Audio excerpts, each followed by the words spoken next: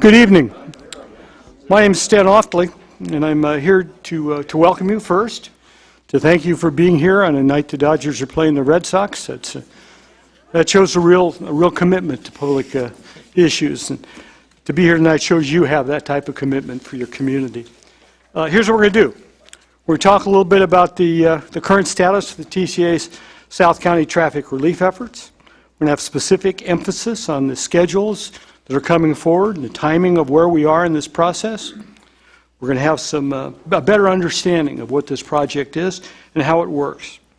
We are going to also provide some context, trying to understand how this project fits in both countywide, regionally, and locally. You know, our main goal is to listen to you. Well, we want to have a number of ways to listen, and we'll show them on the screen in a few minutes to let you know what we're trying to do and to give you an opportunity every step of the way to give us comments. Every step of the way means that we're going to ask you to be able to use your phones to give us, anytime you have a question, send us a text. Okay? Anytime you have a smartphone, send us a text tonight, and we'll put the number up on the screen in a moment, and you can tell us what you think. Now, we're not going to invite a whole bunch of questions. You know, we're not going to ask you to say, Stanley, just how evil are you? That's a question we probably wouldn't accept. If you said, well, did the TCAs talk about 2 lanes or 6 lanes they want to add to the 5? Well, that's a question, and that's a clarification. And we'll do clarifications. We won't do how long have you been beating your wife questions. We want to avoid those pretty well. There's some other opportunities if you want to speak, or if you want to don't want to fill out a card, you have to leave. 6th inning, I figure we want to be out of here. If it goes longer, you can do your commentary outside. There's special rooms for that opportunity. There are cameras in the room. Please don't stand in front of them. This is live streamed, and they don't want to look at the back of your head. So they'll try to shoo you away if you're standing in a bad place. We're going to try to be cordial and civil. The people that are involved with this issue sometimes are emotional, sometimes have great concerns. We understand that. But tonight we're going to try to be cordial. Let's try to be for information. Let's try to be even-handed and fair.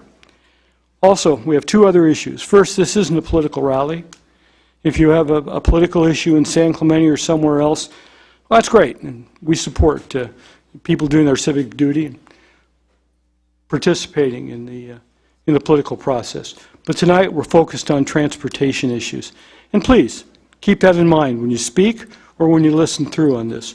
We're not campaigning. Even though it's 2 weeks before the election, we're going to pay attention to that. And you should too. That's not what we're here for. Now, the people that are sitting along this panel are all going to be speaking to you before the evening's over. One of the things we'd like to have, and one of the things you could do, and other than give us good advice, is to give us good advice on what a local solution would look like. You know, we can always say that, well, we don't want anybody to tell us what to do. We don't want the federal government or state government to impose something on us. We want to have a bottoms-up local process. If you have ideas on how to do that, if you have ideas on what a local process would look like or what a local project would look like that would still benefit regional transportation, hey, let us know. Once again, we're going to try to keep you out here in reasonable length of time. We're going to try to hold people to working together and only talking as long as they have an opportunity to. But the local solution is an important part of what our panel is looking for and an important part of what we're going to be presenting as we move forward. We all think we need transportation improvements. We all think they should be done efficiently, under budget, and effectively. And we would rather do it ourselves than do it under pressure from Sacramento or Santa Ana. But if that's where we have to go, that's where this will eventually go. But first, let's see if we can work it out cooperatively amongst ourselves. And that strong cooperation at work is what we want to do. Can Can you give me the rules of the road here that we can let people know what the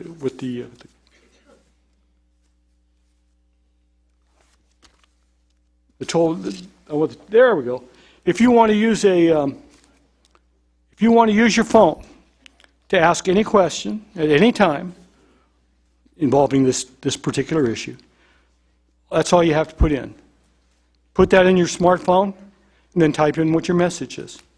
We'll try to get every one of them answered. Maybe not tonight. We'll try to get everyone answered in a prudent way. And we have the overflow room is the next slide. There we go. There's a live feed. We'll have public comments long after this meeting is over. Like I say, I'd like to get out in the 6th inning.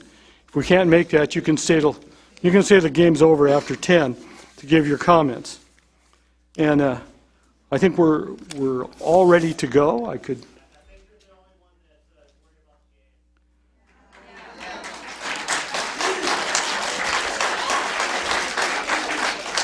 game. Well, I am interested in it. I can't tell you that's not true, but we'll see.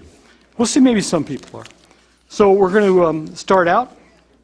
We've got our data up there, and we're going to start out by hearing from Mike Chesney, who's the Chief Strategy Officer of the Transportation Corridor Agencies. Mike is down at the far end. He's a professional engineer. He's worked for 25 years on transportation matters, many of them in Orange County. He's a civil engineer, and he's licensed to work in this county. We're looking forward to hearing what the status of the current discussions are. Mike, please. Great, thanks. Oh, let's introduce my partner here, Dave Speirs, as well. Sorry about that. So there's his statistics up there. He's our project manager for this South County traffic relief effort that we're embarking on. Okay, here we go. Good evening. I'm happy to be here tonight representing TCA. As you saw, my name's Mike Chesney. I'm the Chief Strategy Officer with TCA. I want to apologize. I'm getting over a cold, and if I cough, I apologize ahead of time, but I'm going to try to suppress it. Some may be surprised that TCA accepted this invitation, but as we've demonstrated through public forums the last 3 years, we're open to feedback, ideas, criticism, and scrutiny. So we are here to listen, show you what we have, as well as gather your comments up as well. TCA began public interaction a little less than 3 years ago, and we actually had a public forum down the street here at St. Andrew's Church. Through this outreach process, we've worked with the greater South Orange County community to identify options for relieving congestion on our roads. I'd ask that if we can agree on nothing else tonight, I'm sure we can agree that we could all just use a little relief on traffic congestion, and that's our goal. Over the past 20 years, TCA has completed 17 transportation improvement projects we planned, financed, and constructed at a cost of $115 million that otherwise would not have been funded or completed. Our county's population has grown from 2 million people in 1981 to over 3 million today. And with that in mind, we continue to look to the future and are committed to working with the county, cities, stakeholders, and most importantly, the residents to solve ever-growing traffic problems and find a balanced solution. We did, in 2016, sign a settlement agreement with the Save San Onofre Coalition. This settled 5 lawsuits with 15 state and environmental organizations. This actually allowed us to then move forward with a new study to find some kind of transportation solution here in the South County region. It also established an avoidance area that effectively preserves the San Mateo watershed and campground areas. Now, with the responsibility of managing 51 miles of state highway, it's 1/5 of Orange County's highway system, TCA has provided an effective alternative that relieves significant burden for the region by self-funding our projects and not relying on taxpayer dollars. So in 2016, TCA invited all of its partners in the region, in the South County region, to develop a working group to solicit policy input from the local elected officials, and that did include the City of San Clemente representative. The problem statement was collectively developed by this working group, and it's very consistent with the city's traffic study by IBI, which reads, I-5 currently experiences traffic congestion during weekday AM and PM peak commute times, as well as on the weekends.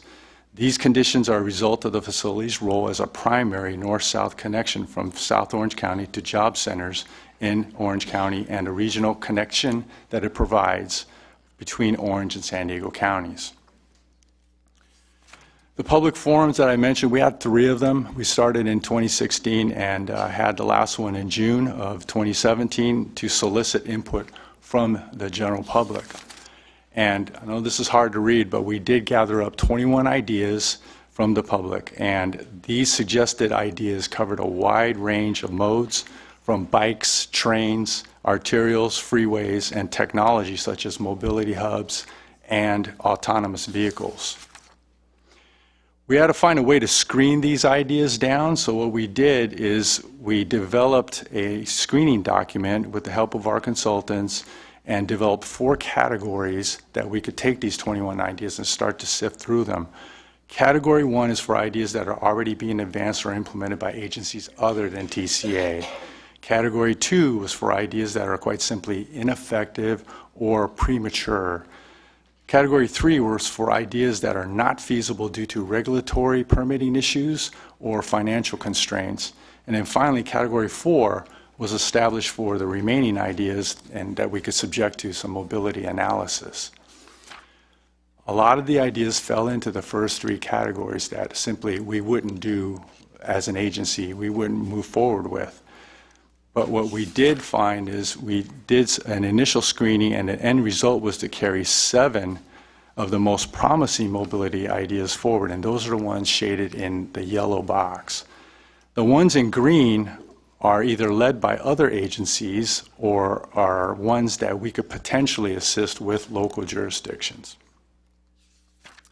So with that, I want to hand it over to Dave Speirs, who will go through our PSR process. Thanks, Mike. It's good to be here and to see you all. So what is a PSR PDS? My wife would have no idea what that acronym means, and I'm going to explain it to you. It's a Project Study Report, Project Development Support. And in short, it's what Caltrans would call a project initiation document. It's what happens before you get into formal environmental process. So part of a PSR PDS, which is, there's copies in the lobby there I see. I have a large document on the table over here. It's another hard copy. So that's what we've been undertaking in the last year, year and a half. It includes a preliminary purpose and need, which is a statement of what is the transportation problem that we're trying to solve. It identifies a range of alternatives. It has a preliminary schedule. And its basic function is it allows Caltrans to forecast the resources they'd need to move this project into the next phase. The next phase, environmental document phase, is a very detailed phase, and so that's kind of the function that this document serves. I want to talk a bit about who is involved in the development of this process. We have what's, again, another term called a PDT, a Project Development Team, and this is very common for Caltrans freeway projects. And so in this project development team, we've had 6 meetings this year, starting back in February of 18. Caltrans, OCTA, the County of Orange, Sandag, Camp Pendleton, and 9 cities have participated either by phone or in person in each of these 6 PDT meetings. We collaborated over that period of time regarding getting input and developing a purpose and need statement. We provided this document first to Caltrans in April of this year, and it was called an administrative draft. Once we had their initial feedback, then we provided the draft PSR PDS to the entire project development team. And that was in June of this year. They had about a month to provide comments, so we had received comments by the end of July. And then we took our time to write detailed responses to each of about 100 comments. So we have a 28-page document with each comment listed, and we took our time and wrote very thoughtful, informed responses. And in some cases, the comments translated into updates into the document. So you'll notice in the lobby when you're out there, if you get a chance, that there's 2 copies of the document. One is the red line change version, so that if anyone wants to see how the document changed from the first draft to the revised draft, it's all there in track changes. The alternatives that we considered, as Mike mentioned, we ended up with a no-build and 8 build alternatives. They're listed.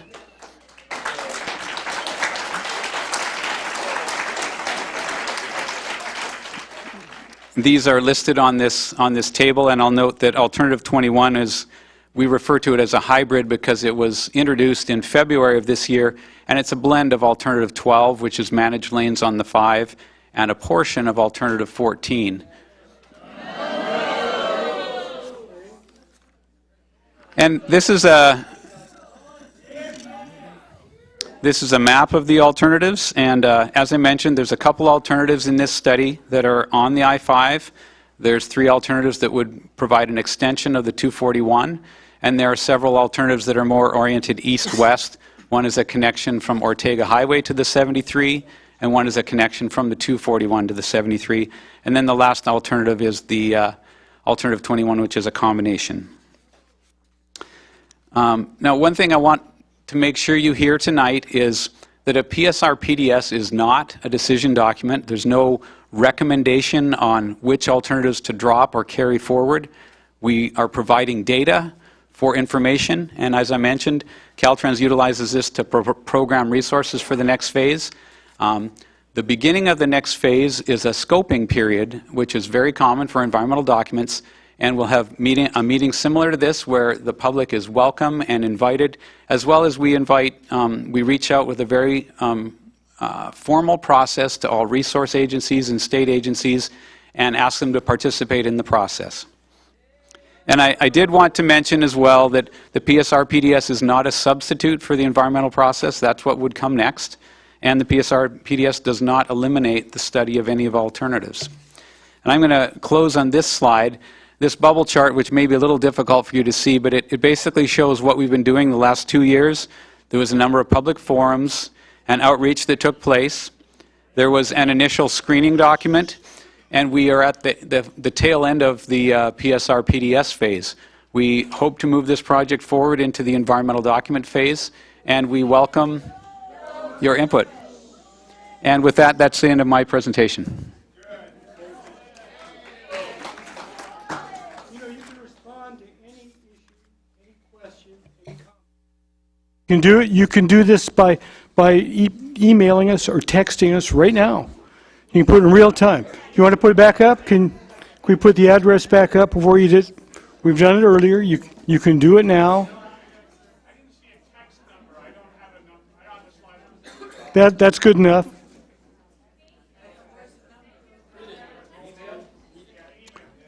For those who can't read that, that's tollroadinfo@san-clemente.org. tollroadinfo@san-clemente.org. Dash a hyphen, tomato, you know.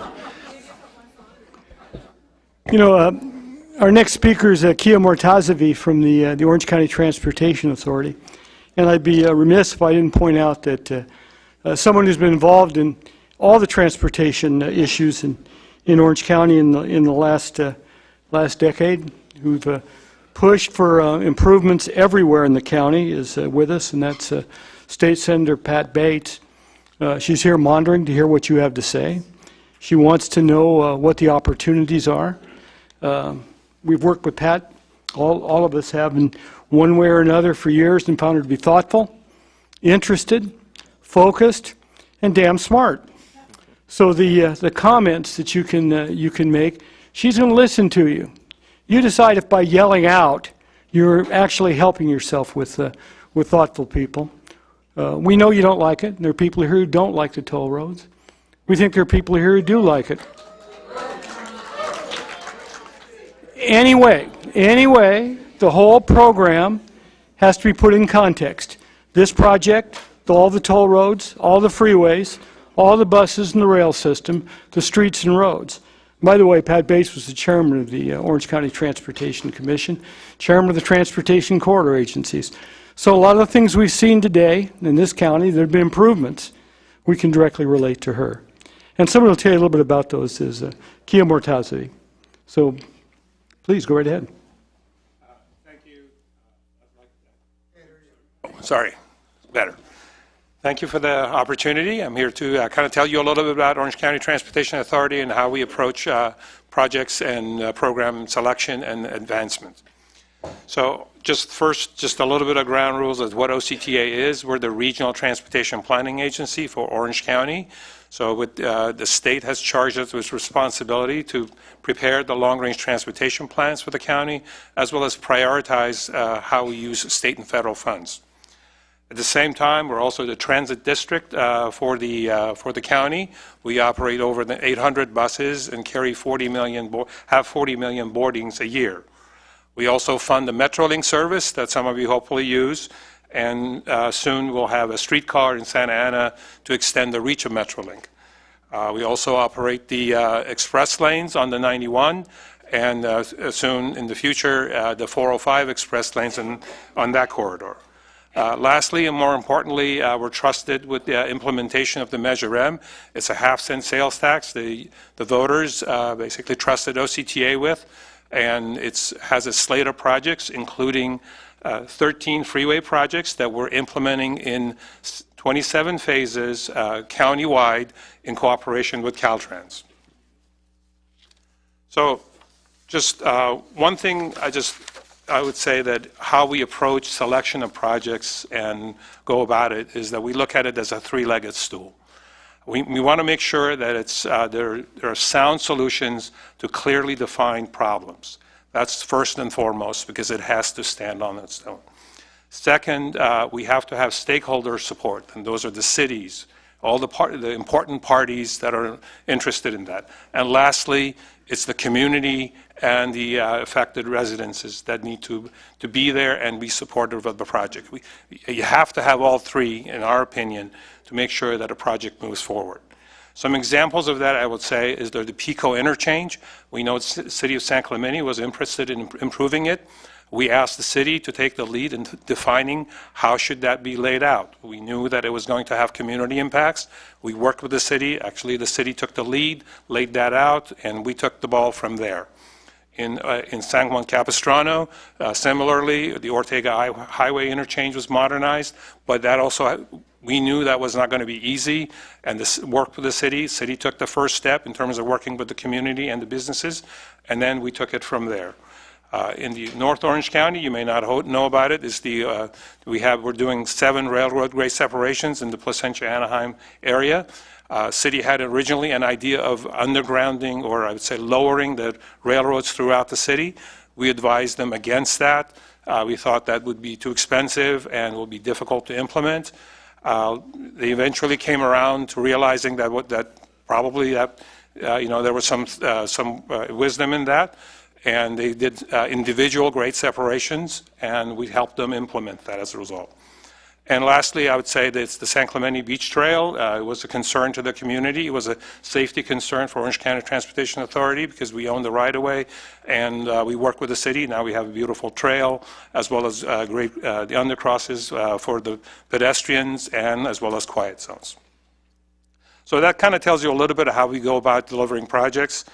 So in terms of planning for South Orange County, we've done a South Orange County major investment study that was done about 10 years ago, and it laid out the blueprint for how we advance what projects should we be doing in South Orange County. It included freeway projects, but it also included transit projects, such as expanding the rail service from Laguna Niguel north. So as a result of that, some of the projects that I mentioned have already happened, but there is more to come. So one of them is the 74 interchange that was modernized. We see that happening. The other part is the extension of the HOV lanes from the Beach Cities exit down all the way down to the Pico interchange. The La Pata extension, some of you may have been on it, and the Los Patronos extension, which is being worked on and nearly complete. Those are some of the examples. But not everything that we talked about as part of that South County Major Investment Study moved forward. Why? Because it did not have community support. And so that's always up in the back of our minds. So currently, what OCTA is doing, we're updating our plan for the next 25 years. That's we call it the Long Range Transportation Plan. Some of the issues that we're trying to address as part of that is that the county is very job rich, so we have a lot of good employment opportunities in Orange County, but unfortunately housing is expensive in Orange County, and so we have a lot of commuters that are coming into the county. In fact, 40% of the jobs in Orange County are filled from people from outside the county. And we also focused where are they coming from, is 90%, more than 90% are coming from Los Angeles, San Bernardino, and Riverside. So when we look at our long range, we're trying to focus on those issues. So one of the things we're looking at is expanding Metrolink service, and so that we can, those long-term or long distance trips can be basically accommodated with another way. Right. In addition, we're going to continue fixing the freeways, and that would be delivering the Measure M program, but we also have plans to extend the carpool lanes that end today at Pico all the way down to the San Diego County line, just a straight carpool lane going to the county line. So those are in our plans right now. So I think I'm going to close on that and just turn it over to the rest.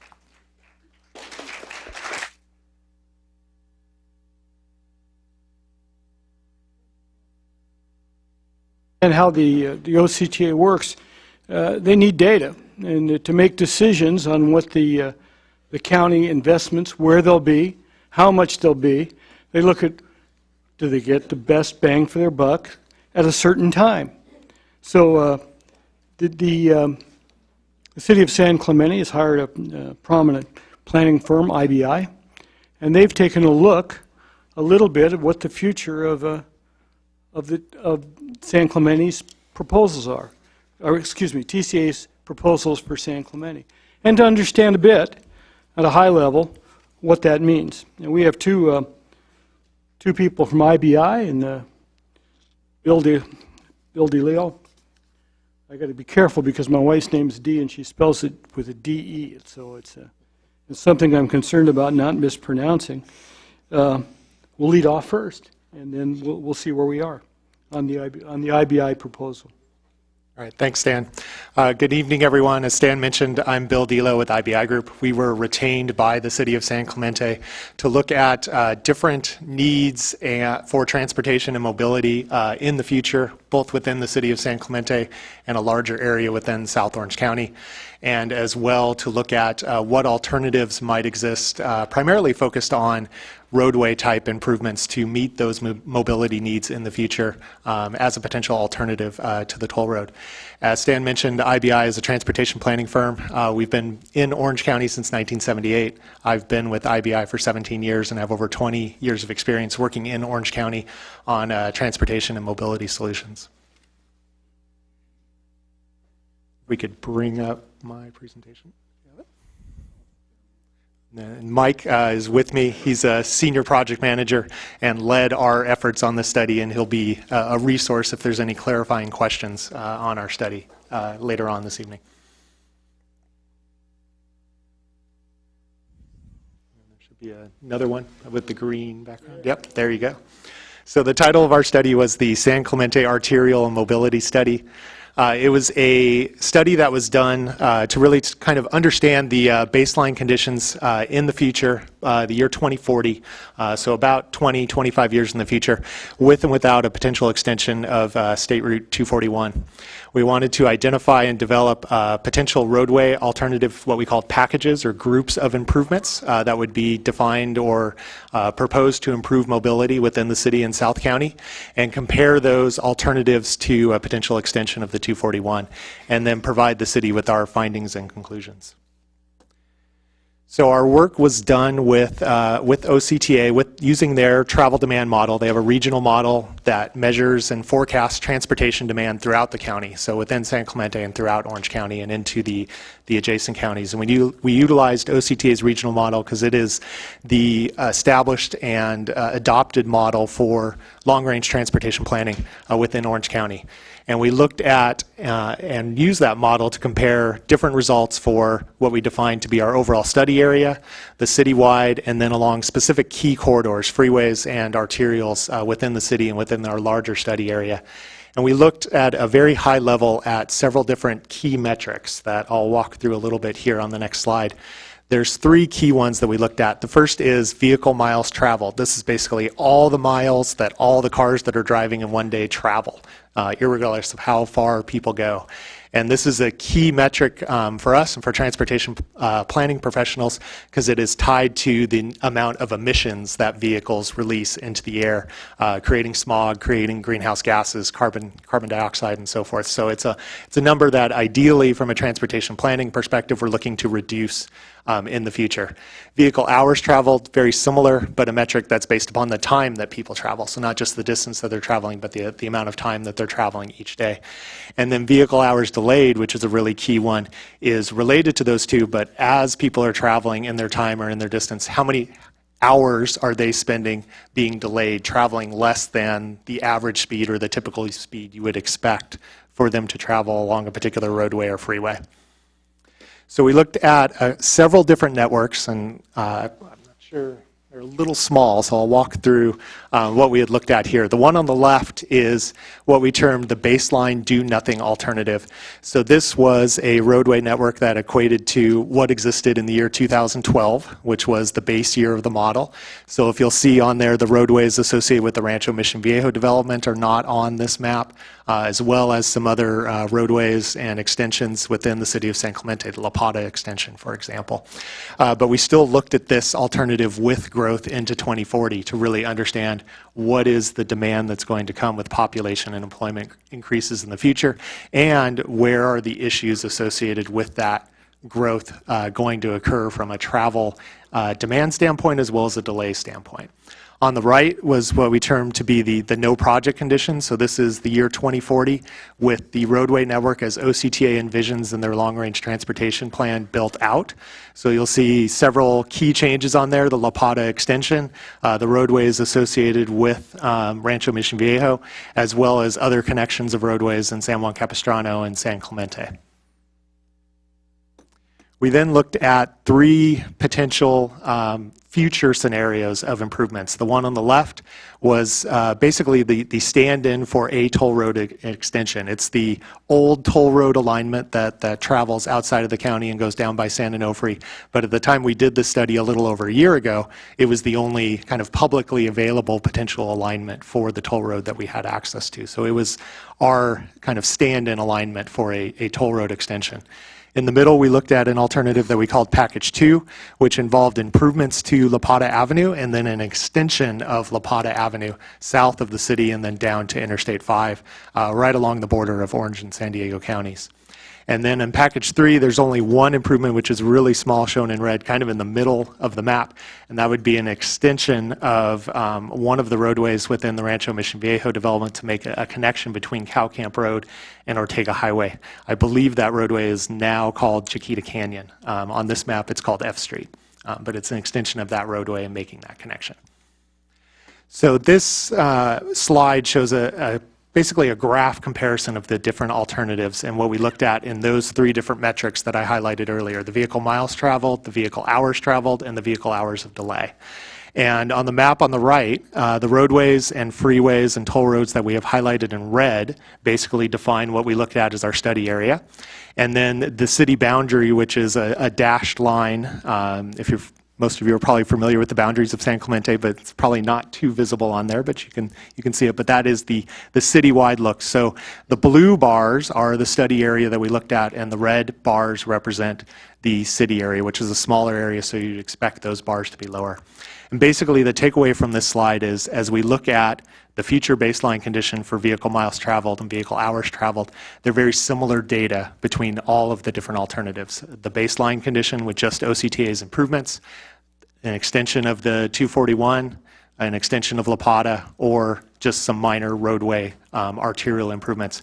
Where you really see a difference is in the vehicle hours of delay, where we have fewer roadways in the future. The do-nothing alternative that we looked at, there's a significant amount of additional delay that's forecast because there's a lot of roadways that don't exist or that wouldn't exist in that scenario. Whereas the other alternatives, the no project, the with project, basically with the toll road and the other options we looked at, are very similar.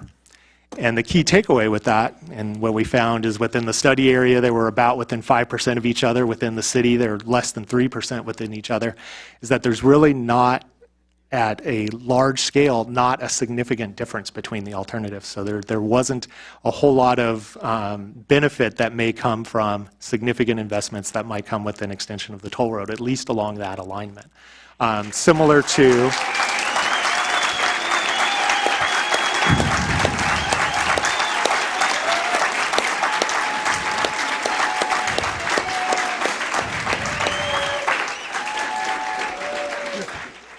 You're cutting into his time. Yeah, if he paused Yep, because an I engineer need has to move never along. received applause in his life, so he's, yes, it's a strange feeling. that's called clapping. and It's amazing. And it's very similar to the similar performance to the La Plata extension. And what we looked at and what was forecast within the model, and you can see in the table down there, is very low volumes on a daily basis, about 12,000 cars on a toll road extension and less than 250 on an extension of La Plata. So that certainly was identified as an alternative that wasn't worthy of going forward. So just in summary, as I mentioned, we looked at 4 groupings of projects for the year 2040 to understand future mobility impacts. We looked at key kind of regional high-level metrics of what we're looking at and what performance would be. Basic conclusions, the alternative in alignment we looked at for the toll road extension, we didn't find to provide significant traffic relief compared to the other alternatives. There were similar metrics across each of the scenarios, and really one of I think the key findings is a lot of the data showed there needed to be an emphasis on improvements to key east-west roadways that provided connections to I-5. So Ortega, which Kia identified, and other roadways as well. And that concludes my presentation. Well, thank you, Bill. The city of San Clemente, which is the key reason you're here, has got opinions on the way the TCAs are moving ahead about these projects. They've hired IBI to give them data to try to make their case to the OCTA, to you and to others, on where a good transportation investment would take place. But someone that's closer to it, someone who's living with it every day, is Tim Brown, the mayor of San Clemente. He's going to give us a little bit of the perspective of the city. It's okay, light applause is understandable. It's like following Elvis, you know, it's just, you just know where to go up there.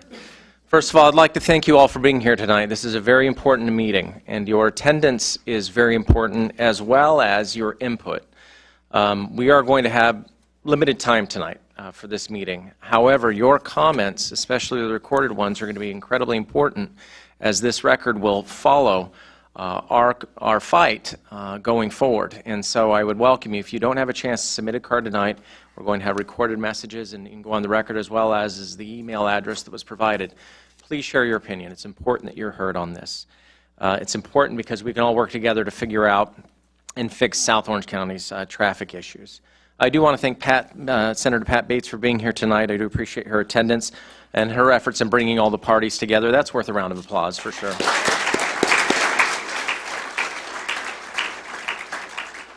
And I'd also like to recognize Diane Harker of the State Board of Equalization, who's also in attendance tonight. We do appreciate you attending as well. I'd like to thank the members of the San Clemente Toll Road Subcommittee, Council Members Donchek and Council Member Ward. Council Member Ward is here tonight, and she is a member of that committee and is primarily responsible for this event and in leading the city's efforts for the fight against the toll road as the member of the TCA. Initially, she was going, that is worth applause for.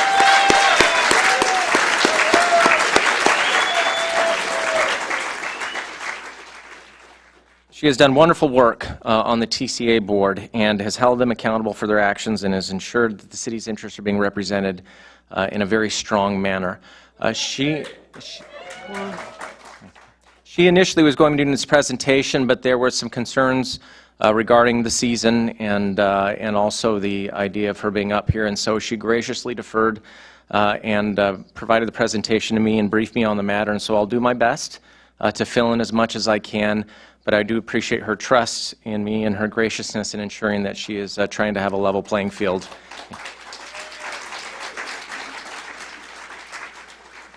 Now, I'd like to tell you some, we have a presentation here. It's called Myth and Facts about the 241 toll road extension and the I-5 managed toll lanes.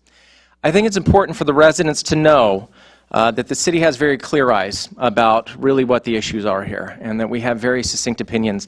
I do appreciate all of the incredible opinions, the engineers, and the presentations that have been done here. Mine is far simpler, which I am deeply grateful for. Ultimately, it's one that, especially because Kathy had a briefing on most of the matters, but it's also one that I think will also resonate very much with you. We have observed, and I've been on council for 8 years, and we've, during that time, really been able to get a true picture, I think, of what the issues are, and we're hoping we can convey those issues as well as the city's facts and opinions about those tonight. So, myth one is that San Clemente wants to return to the green alignment. The fact is that San Clemente opposes the green alignment and does not want to see the 241 toll road extension to go through either trestles or the middle of the city of San Clemente.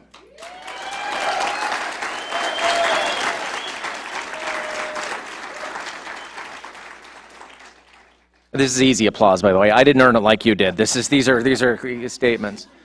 This is very important. Ever since, I can remember, at least since Councilman Ward has been on the TCA, she has been vociferously opposed to both alignments and has communicated that constantly on behalf of the city. Myth two, San Clemente is just being NIMBYs who don't want to do their part to help relieve traffic. The fact is that we're happy to look at traffic solutions that will actually reduce traffic in the region and will gladly bear its fair share of potential impacts. Members of this council have been in communication with different elected officials in South Orange County trying to find reasonable solutions here, and they can be had, but we need all the parties to buy into that process if we're going to do so. The city is very invested in this. And Councilmember Ward is pursuing that at the TCA, but we ultimately need them to play ball if we're going to get it done. Myth three, the SR 241 toll road extension will solve Orange County's traffic problems. All published studies, including the recent IBI group study, have shown that the SR 241 toll road extension will have no effect on traffic congestion in Orange County.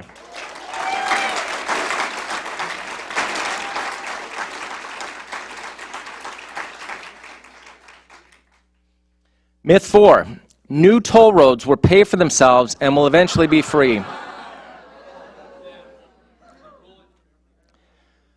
I know at some point we all hoped this would be true, but the fact is the toll road was supposed to be free by 2035, and that date has already been pushed back until 2057.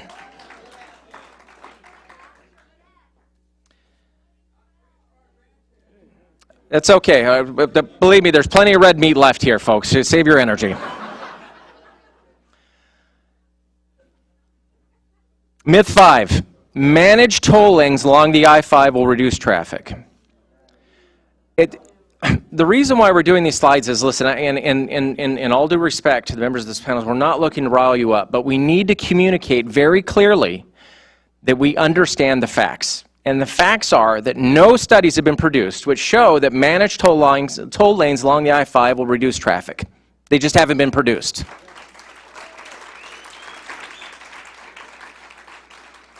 And in chatting with Councilmember Ward about this, she's really pushing this one very hard on the TCA, and especially one of the things that we're particularly interested in is how it's going to impact our residents if this idea goes through. Myth six. New managed lanes on the I-5 can be done with minimal impacts to local homeowners and businesses. Now, I've only been in San Clemente for 16 years. I was smart enough to marry a local. She brought me here. And so I got really invested. And the fact of the matter is, the places where we live, worship, work, play, and spend our time are right along that corridor. So when that I-5 alternative was studied in 2007, TCA stated in the public comment that this project would displace nearly 2,000 residents in 838 homes and would sweep away 4,150 employees and 382 businesses. That is a very sobering number. And it's one that this council is deeply concerned about, and one that we, of course, are adamantly opposed to.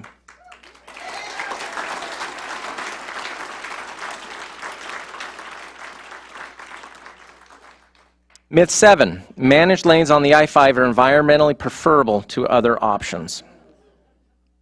And this was an interesting conversation. When I was chatting with Kathy about this, she said that the TCA stated in 2007 that I-5 widening was a 16-mile scar slicing through our neighborhoods, and there would be enormous destructive natural and human environmental costs of the I-5 widening alternatives. The fact of the matter is, and the truth is that the philosophy that we espoused is that you should not build toll roads through developed communities.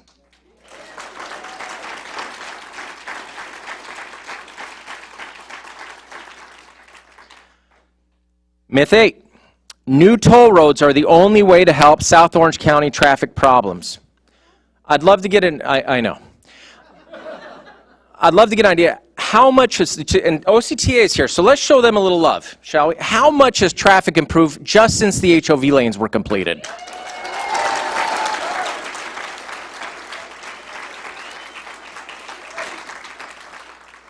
It's absolutely dramatic to our town. And the fact is that studies have shown that simply building the approved Measure 2 and MPA 2040 projects will provide a significant benefit to the region for substantially less cost than any proposed toll road extension.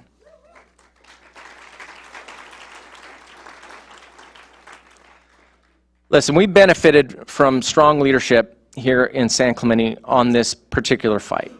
And it's one thing that all of us are unanimously opposed to, which is the idea that a toll road would be developed through San Clemente. And I think the purpose of this presentation was so that you could understand that this council, city management, is very clear about the facts here and is very clear about what the issues are. And we absolutely feel very strongly that we can take a position on these items and support, and here was the last slide, real regional solutions that will reduce traffic congestion, be cost-effective, and result in minimal impacts for South Orange County residents and businesses. It's not a small ask, but it's something we should all aspire to and work for, and frankly, we should continue to press until we get it.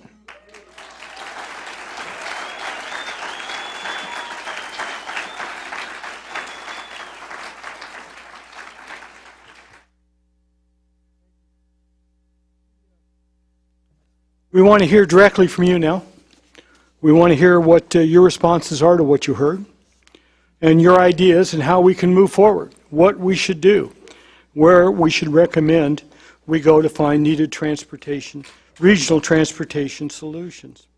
Just like a city council meeting, we're asking you to fill out a comment card, and I got a big stack of them. Yeah, lights would be great. By the way, if you want to speak and you don't want to step up to the podium, please feel free to go to the multi-purpose room and provide a 3-minute comment there. It'll be taped, it'll be recorded, and that'll be open even after this meeting's over. So that'll be helpful if you want to do it. We have about 80 people who say they want to say a few words, and some of them may want to say the same words over and over again. We're going to follow those simple rules, those city council rules, and how we're moving forward. We want you to focus on the PSR and PDS. We know it's an election season, but let's keep it not talking about personalities, not talking about politics, but talking about how we can move forward on these important transportation improvements. This isn't an inquisition. You know, don't figure there's going to be a back and forth between you and me, or you and the TCAs, or you and anyone else. We're looking to clarify things, not to raise questions. If the argument is the mayor's an evil person, isn't that a question? No, it isn't. Does he beat his wife? No, and it's not a question either. Okay, but if you ask to clarify it, This went sideways. Hold on, let's slow down here. he had the bad luck of sitting next to me. We want to hear what can be done. We'll clarify things as we can. We'll do the best we can to get as many speakers as we possibly can. If we can't get them, we have these rooms that'll be open until 10 o'clock.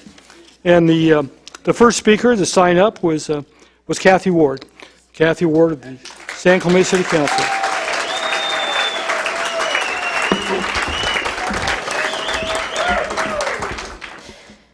I'm disappointed tonight that The focus tried to become a campaign issue, and I wanted to say that this issue for San Clemente, for me, is what this will do to our city. It is bigger than a campaign issue. This is our town, and that is why I'm here tonight. I am speaking with you tonight as the city's representative on the San Joaquin Hills and the Foothill Eastern Transportation Corridor agencies, and as a member of the City Council's Toll Road Subcommittee. I've heard firsthand the attempts to sell this toll road as a fix for South Orange County's traffic problems. First one is a green alignment, which the City Council opposed, and now as a toll road that would bisect the city of San Clemente. All public studies have shown the same thing. Extending this 241 will not make traffic any better. When the Safe San Onofre Coalition was fighting this 241 for 10 years, they stated publicly over and over again that the toll road was not necessary. It was true back then, and it is true today. Even though it has shifted a few miles from the green alignment, the IBI Group recent study, which has not been refuted, has shown that the 241 toll road extension will not make traffic better and may possibly make it worse. The IBI study further looked at all South Orange County's traffic issues and found that the Orange County really does not need a north-south toll road. Instead, they should focus on getting people going east and west. Anyone who travels and has to take the 241 until it hits the 91 will tell you this truth. These are people coming from Menifee, and they need to get to Irvine and above to get to work. All of these decades of failed planning, we believe this is simply time to abandon this failed idea and focus on the ones that will actually work. As a member of the TCA Board of Directors, I have seen how the public has a significant amount of concern regarding the recently released PSR and PDS. I know that no formal action has been taken by TCA, by the Foothill Eastern Board. That is why I'm asking that the TCA and Caltrans really listen to these residents and make sure to respond to all the comments raised here tonight, including all the ones that the city will collect, to avoid areas to protect all of San Clemente before the PSR and PDS is finalized. The PSR PDS is not final. You said that you are in the end stages of it. It has not come before our board, and that is something that I brought up in August to the Board of Directors. There is still time to address the concerns raised by our community and reverse the project descriptions accordingly. We must ensure that our voice is heard before this document is complete. Thank you. Brian Malamud. First, I want to thank Kathy and Tim for giving the city all the work they've done and for their sober input into the problems. I also want to say that regardless of what was said tonight is political. And I mean that because the citizens, all the people that had the good sense to show up tonight, don't want a toll road through San Clemente. Kathy and Tim have talked about common sense solutions, problems, and ways to solve this problem without a toll road. What do you think the toll road's going to come up with but a study that says they need a toll road? You can't put the fox in charge of the chicken hen, or however the expression goes. I want to say you can hire a consultant to say anything, and I'm sure that since the TCA gets to pick their own consultants, they're going to find the results they want. We need to be smarter, and I'm glad we have a study to counter it. I don't think there's a single person in this town that wants a toll road through this town, okay, to divide this town again. That's not right. We should be NIMBYs. Let's protect ourselves from the TCA. I also don't believe there's a problem that needs solving. Kathy just spoke to this. We don't have a problem that needs solving. The premise is we have a problem. The problem is east-west. It's not north-south. And in fact, if this toll road ends at Pico like the proposal, what we're going to have is, just like in LA everywhere, when two freeways merge, you get stoppage. It'll back up 5 miles each direction.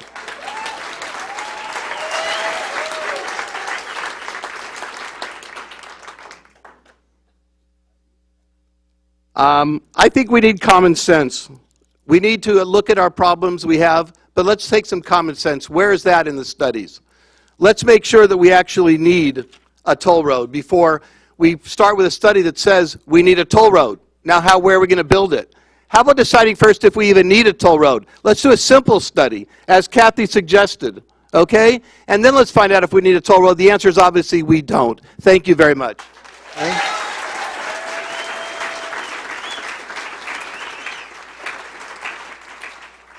You know, we have an opportunity to hear from Diane Harkey, a member of the State Board of Equalization, one of the leaders in government in Southern California.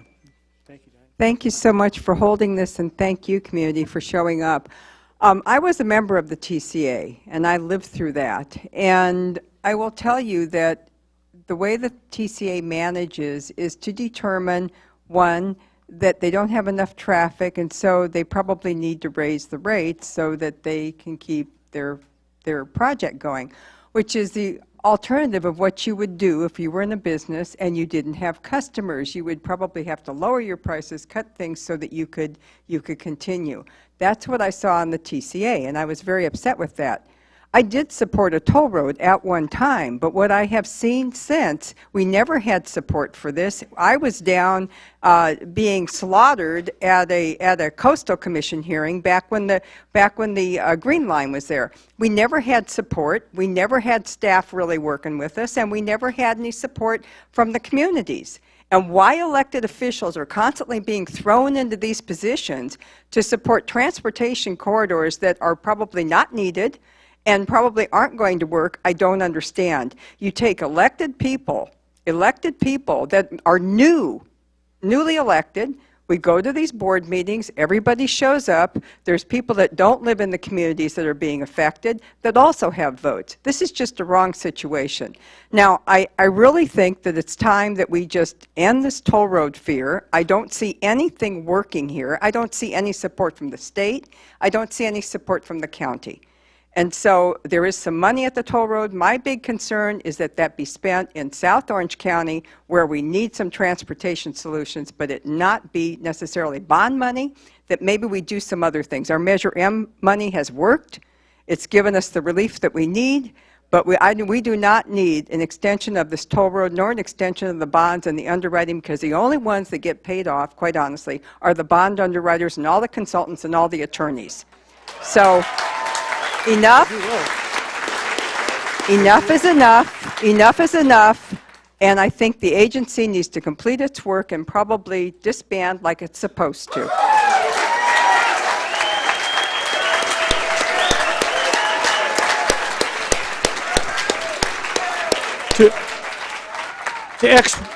Thank you very much. To expedite this, I'm going to ask the next 5 speakers to step up so we can go through it more quickly. First, Ed Ward. Second, Bonnie Barnes. Third, Emma Jensen. Fourth, Mickey Rothman. And fifth, Wayne Eggleston. Please. Thank you. Good evening. My name is Ed Ward. I'm a resident since 1976 and a city council candidate. I've got 2 questions. They'll probably be rhetorical because I doubt that you'll spend the time to answer them, but I think they're important to consider. Number 1, Mr. Mortazavi talked about the 3-legged stool, with one of those stools representing city support. With nearly universal opposition to this project in San Clemente, how specifically will this lack of support impact your decision-making process? Secondly, the City Commissioned IBI study does not include data that justifies this project. According to the PSR-PDS, the purpose of the project is to improve regional mobility by reducing congestion on I-5 during peak hours. How can you justify this project giving nearly 100% residential opposition, and we're in the middle of an election cycle, we don't agree on anything, but on this we're united. You've got zero community support on this, and no scientific data that supports the stated purpose of the project. So those are my questions. Thank you. Thank you. Bonnie Barnes, thank you. I'm Bonnie Barnes, president of Rancho San Clemente Master Association, representing 14 HOAs and 5,000 residents. You've just watched the TCA's PowerPoint. If I had been allowed to show my PowerPoint today, you'd be looking at the TCA map that Mike Chesney and David Speirs gave me at the October 11 TCA board meeting. TCA's map of Route 14 is superimposed on a satellite image that predates and does not show the landslide that threatened St. Andrew's Church and Bright Horizons Preschool, Avenida Pico that has been widened, or the new retaining wall. Mr. Chesney pointed out that Route 14 runs 10 feet away from San Clemente High School instead of over it. This is not acceptable. San Clemente's offshore winds will blow toxic emissions and particulate matter directly onto students playing football, soccer, tennis, track and field, band, drill team, and other sports. The federal government wants to relax EPA standards in California, which may allow vehicles to produce up to 30% more airborne toxic emissions. The environmental impact report for this project should reflect the negative impacts based on the national EPA standards rather than California's more rigid standards. Anticipated production of vehicular toxic emissions from the 4 toll road lanes and HOT lanes also need to be included in the TCA's EIR. Mr. Chesney also said Route 14 runs through the landslide and Caro's restaurant. If so, the new retaining wall and the 45-foot tall Starbucks under construction now, where Caro's once stood, may add to the collateral damage of toll road construction. The TCA map also shows Route 14 connecting to the center of the I-5. Widening the I-5 to add 4 toll road lanes, hot lanes, road shoulders, and barrier walls could easily move the east boundary inland of the I-5 at least 50 feet closer to the high school, homes, and businesses that all may be taken by eminent domain. The PSR also includes Route 14 interchange and bridge project that has vague language about a connection to La Plata. Will you please clarify for the residents whether this interchange includes adding lanes along Calle del Cerro to connect the interchange to La Plata? While the TCA says the public came up with the ideas in the PSR, I have not found any public input clamoring for an interchange at Pico and Del Cerro on any TCA media sites or heard it discussed at any public meetings. It is also shocking to find that the PCR has no cost estimate for existing and anticipated litigation regarding Route 14. Route 14 is unsafe, hazardous, and costly and must not be approved. Thank you. Emma Jensen.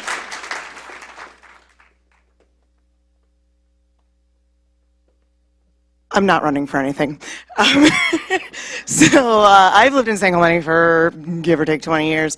And first I want to say how excited I am that nothing can bring a community together, not wanting a road going through our city.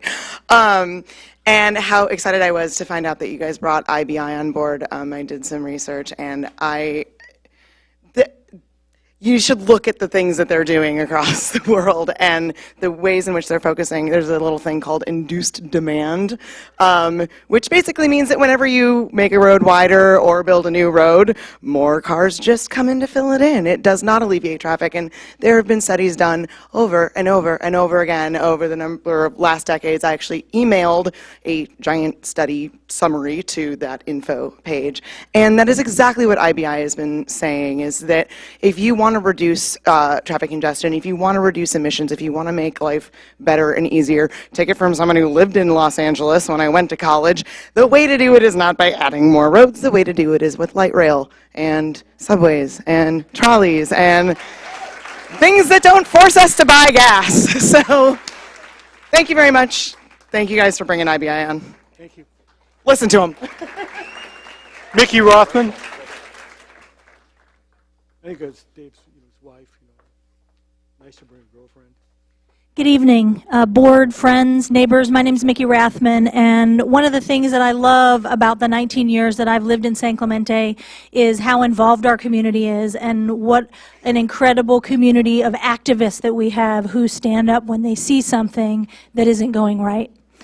I am inspired by my friends and neighbors who have been involved in standing up for what they believe in. I'm also concerned. It shouldn't matter if you stood up for the fight in the beginning and have been involved for a long time in saying no to the toll road, or if you were inspired yesterday because your neighbor talked to you about it. I really hope that our community, the folks that are here tonight, and the people who are watching at home band together. That there shouldn't be infighting amongst the people who are saying no to the toll road. That we should be working together, have a common goal and a common message and plan of action. That there isn't any reason. We're all looking for the same thing. None of us want the toll roads. One of the council candidates, Ed Ward, made a joke that, we're all, a group of us running for city council, but the one thing that we can all agree on is no toll road. So if you can have a group of people who are running for a political office in town, I agree on this. I think that the individuals, the activists within our community can also band together and agree and look at this from a united front and to face it together. Because if there's infighting and things that are happening within the activist groups within our community, we're not going to be successful, that weakens us. And we have a saying in town, right? One team, one town. One town, one team. So we need to unite together to fight the toll road and keep the managed lane and the toll road from ruining our community. So thank you. I encourage you to vote on November 6th. Thank you. Mickey Rathman. Wayne Eggleston, and then we're followed by Gene James, Tom Barnes, Don Verbanek, Ellen McGuirk. Good evening. My name is Wayne Eggleston, former mayor and former city council member, and I want to thank Mayor Tim Brown and Councilwoman Kathy Ward for their effective leadership in San Clemente. Thank you very, very much. I've lived here since 1984, and I do want to thank the OCTA for two things. Number one, for our quiet zone. Thank you very much, and for the beach trail. That's terrific. Thank you. And for the extension of La Pata, which is very effective and very nice. Thank you so very much. No one in this room is going to permit the TCA to divide our city, to rape our open space, destroy businesses, and destroy homes. Managed lanes on the 5 will destroy the Presbyterian Church, the Voltaire Hotel, which used to be the Holiday Inn, the Ralph's Center, hundreds of businesses, and will affect Cypress Shores and Cypress Cove. No one is going to let you do that here.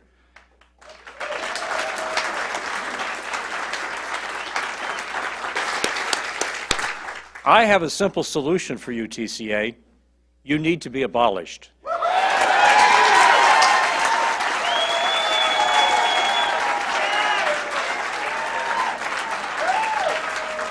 Gene James.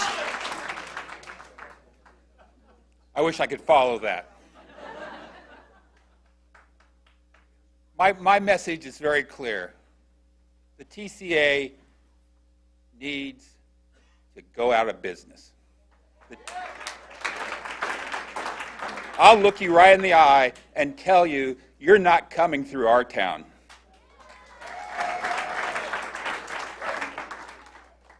Our moderator a few moments ago, an hour ago, said something about there are people in this audience that might be pro-toll road. I look at you. Please raise your hand. 1, 2. Will everyone against the damn thing raise their hand? I ask you, TCA, is that community support? There are 12 candidates running for city council.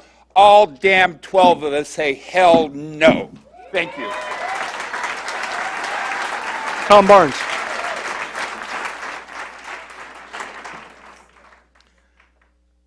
My name's Tom Barnes. I'm a 35-year resident of San Clemente. My wife, first let me thank Mr. Speirs and Mr. Chesney for providing us with accurate information about where the toll road is going. They gave us this, and from this, my wife, this is my slideshow, by the way. Back to this. From this, my wife then did these 3 renderings to show you exactly where the toll road would be going and how it would have an impact. But we now have this within, there we go. How's that? Okay. I'm losing time. Okay, it's okay. Anyway, we've been doing this for about a year now. We've been showing up at the TCA meetings, and it took us 2 months to do a slide presentation. They fought us for 2 months. We finally got the right to do it. But when they did that, they cut our time from 3 minutes to 2, which I believe is in violation of the Brown Act. Probably, certainly the First Amendment. But anyway, we've done a lot of studies, and my wife does the graphics, and she does a pretty good job, as you can see.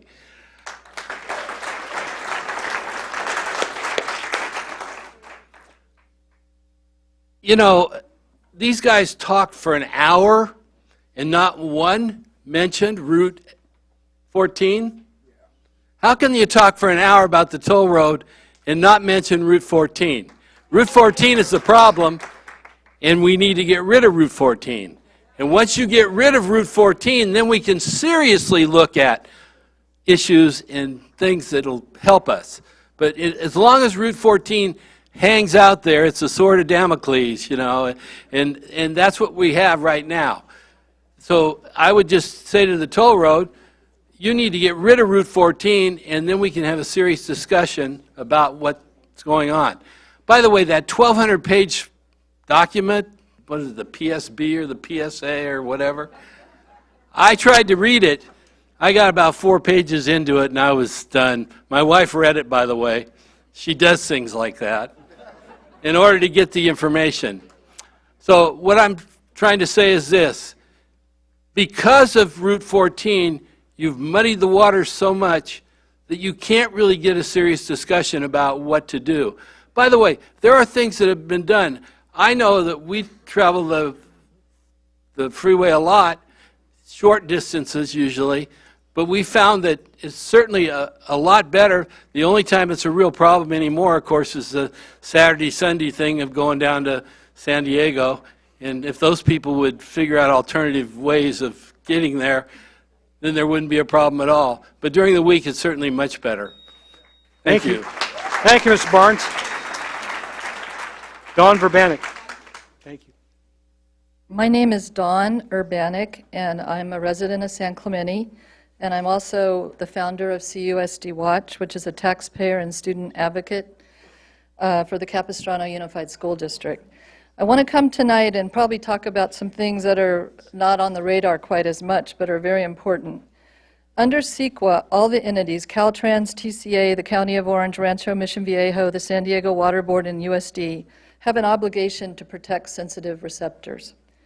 Tesoro High School, originally Chiquita Canyon High School, is a sensitive receptor that sits on 4 parcels of land that have been owned by the Capistrano Unified School District since 1997. Those are parcels 125, 096, 59, 60, 69, and 82.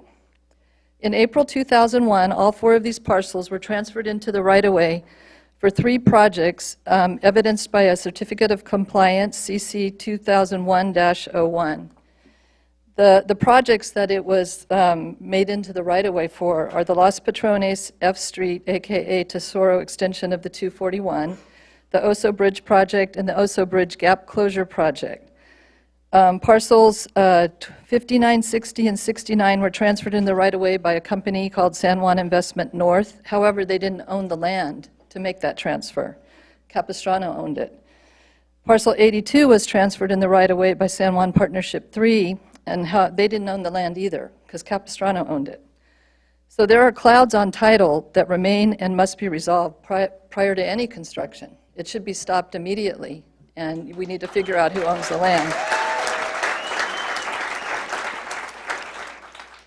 I brought this matter to the attention of the Capistrano Unified School District during a board meeting in June of 2017. CUSD's own attorney confirmed on the record that Parcel 82 is owned by the Capistrano Unified School District. In January of 2018, CUSD accepted a quitclaim deed for Parcel 82, but has not yet taken any action to quiet title on any of the 4 parcels. The failure of CUSD trustees to protect taxpayer property rights is a breach of fiduciary duty to the taxpayers that trustees are elected to protect. The failure of CUSD to require any protective barrier prior to grading or any new health risk assessments shows a callous disregard for the health and safety of staff and students. All work should have stopped at the Oso Bridge project immediately until these can be resolved. There was supposed to be a 10-foot high, 3,700-foot long wall to protect the children. It's not there. And all the water is being drained onto parcel 82 and underneath the school, and the school is showing signs of structural damage due to soil slippage. Thank you. Ellen McGurk. Following Ellen, we'd like to have Michael Metcalf, Tiffany Leet, Jackson Hinkle, Diane Dolson. Please. Hi, my name's Ellen McGurk, and first of all, I'm a 14-year resident with my husband and my 11-year-old son. And I want to thank all of the people on the dais for coming out tonight. This takes courage, and it takes a willingness to listen to the populace, so thank you for that. Yeah. My questions, a couple of my questions were just answered about who owns the land, and I think those were brilliantly addressed just now. So I'm going to change my question, and that is, if it's only a 5.5% differential between doing nothing and doing a toll road, and that was done a year ago, then you haven't even done the study on what's going to happen because the I-5's already been widened. So I'd like you guys to go back to the drawing board and do your homework. Let's start there. The second thing is, I would really like Route 14 and the road to nowhere between Pico and La Plata to be taken off the boards. That will impact huge numbers of people. I don't know where you'll get the money to get the eminent domain, but that none of that's been revealed to us. And when you look through the PSR and you do your homework, a lot of the mitigation on those documents don't show how you're going to handle the apartments that will be taken out and the parking for those, or the floodplain mitigation, et cetera, et cetera. So it would be really helpful for geeky people like me to see some of that information, because my home would be directly impacted. I live right on Kelly del Cerro. And I think a lot of people are very interested in helping, but you can't just put toll roads through landslides and call it good. It just isn't. And everybody here that's lived here for any period of time knows you can't do that. So if you listen to the people that know that stuff, we'd probably be much more willing to help. Thank you.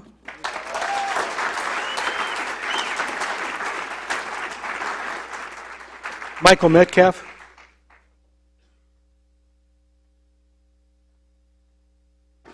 I don't really have much to add to what's already been said, but I will remind the board, the TCA, that the 710 freeway that was supposed to go through South Pasadena was stopped, never happened because of local opposition. And these freeway projects are not inevitable. So I'd just like to close by saying abolish TCA.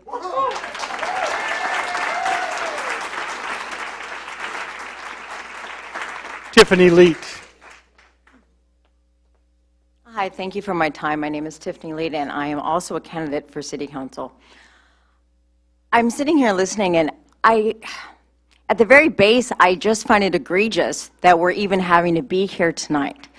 That things have gotten so out of hand that this is even on the table. That we're expected to look at some graphs and to listen to some statistics and say, sure, come tear down our supermarket, that's perfectly fine with me. That isn't going to happen. I will state unequivocally that I, myself personally, nor any member of this community or community as a whole shall bear the burden of overdevelopment in other areas. I do not believe that a toll road is going to improve anyone's life, but it certainly isn't going to come through our community.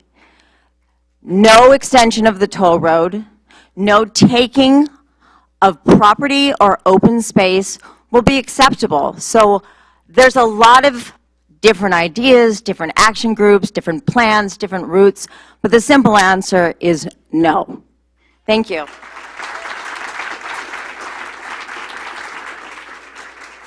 Jackson Hinkle. My name is Jackson Hinkle. I'm a candidate for San Clemente City Council. I'd first like to thank you all for having that public comment section available. before coming up here, I tried to find if there was a Transportation Solutions for Dummies book, but I couldn't find one. And I would strongly suggest, Mike, that you and none of your TCA friends ever write one. I want to take you all back to October 5th, 2016, when I was at, there was a TCA public forum where they were discussing different routes that they might, invest in the future. One of them was a mobility hub plan that would have created sustainable public transportation options for residents around here. And I was with the environmental teachers from the local high school, and we were really shocked. We were like, well, maybe the TCA is going to come around, and maybe they're actually going to do something good for once. I went home that night and started to research mobility hubs and different styles of mobility hubs. And we found that the TCA had actually taken an image from San Diego Ford, which is developing their mobility hubs, and put it on a giant poster at the TCA Public Forum and claimed it as your own. If you would like, I would strongly recommend that you move forward with the public transportation mobility hub options. But I think the no toll road option, the no build option is great, but I think we need to do more than that. I think we need to abolish the TCA. You haven't built any new roads since 1996. You're $6 billion in debt. You spent $20 million in lobbying, and the 73 is still not free. I was the student liaison at the 2017 no toll road protests, and I will do everything in my power to abolish the TCA if elected. Thank you. Oh, one more thing. Please stay out of our local elections. We're seeing $10,000, $6,000, $5,000 individual donations coming into this election season. Please stay out of our local elections. Thank you.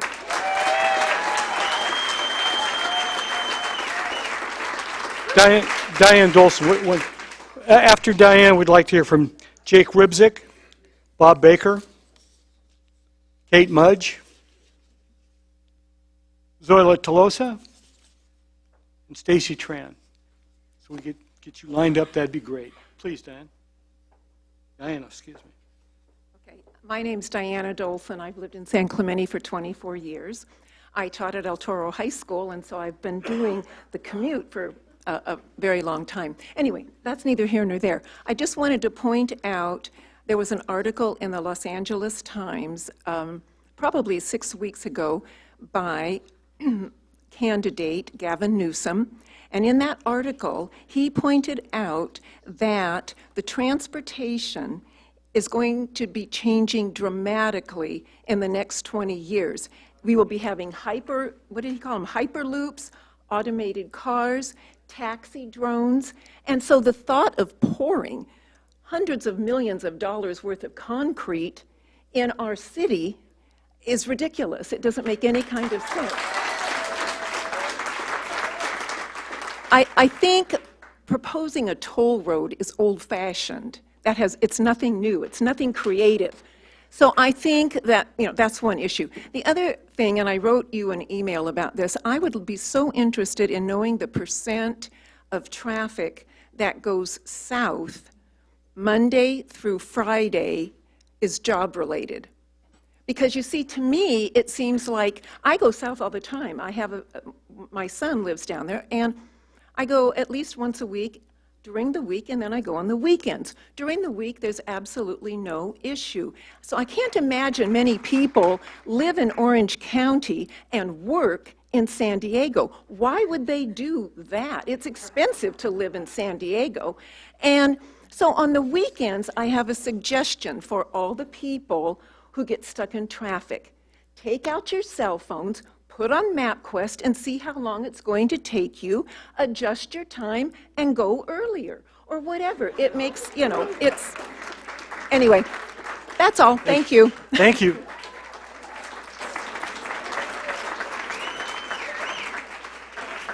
Jake Rybzik. Hello. My name is Jake Rybzik. I am a candidate for San Clemente City Council, but today I'm here as a citizen because I'm concerned. The TCA comes to our city and they claim that they want to have an honest conversation about transportation. They want to talk about these different lanes. Well, let's back it up. Let's start off with having that honest conversation. The TCA has been lobbied from developers and corporations to push down tolls down this city's throat. Let's ask the city, do we want a toll road? No. That's your honest conversation. It honestly makes me wonder, why is the TCA acting this way? And it's because the TCA is corrupt, and that's the truth. So if we want to have this conversation about transportation, stop lying to the community's face. Prove to us why you're not corrupt, or else you're going to continue to be on this pathway to be dissolved. We're going to come for you. We're going to elect politicians that are not taking corporate money, not taking developer money, and we're going to abolish the TCA. Thank you. Thank you.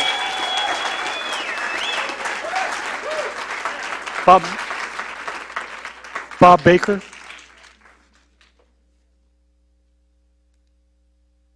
I think that was the "when did you stop beating your wife" comment you were looking for earlier. Wasn't a question. My name is Bob Baker, former city councilman, former mayor in San Clemente, former representative on the TCA board of directors. I want to tell everybody how difficult it is to be on that board of directors and to be a dissenting vote. It is not easy, because it's a room filled with people from other cities who could care less about a toll road coming through San Clemente. I want to thank Kathy Ward for the wonderful job she's done in representing the city of San Clemente. It is a hostile environment, and it is tough. Pat, I want to thank you very much for your leadership in getting that La Plata extension done. That is a huge thing for San Clemente. Thank you very much to Senator Pat Bates.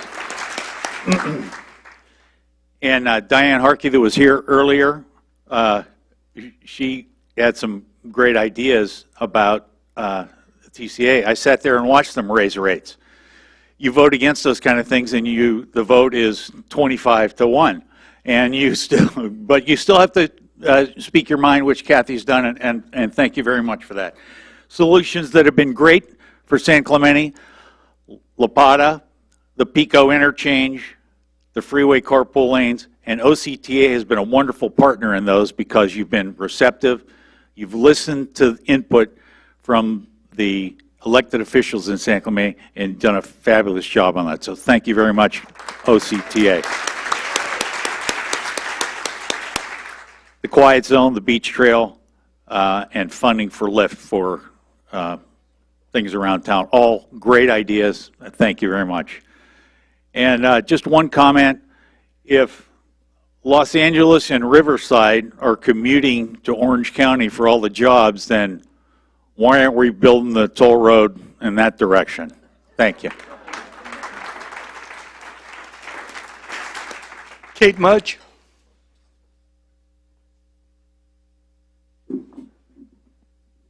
Hello, my name's Kate Mudge. I have 2 kids growing up in San Clemente, a 7-year-old daughter, an 11-year-old son.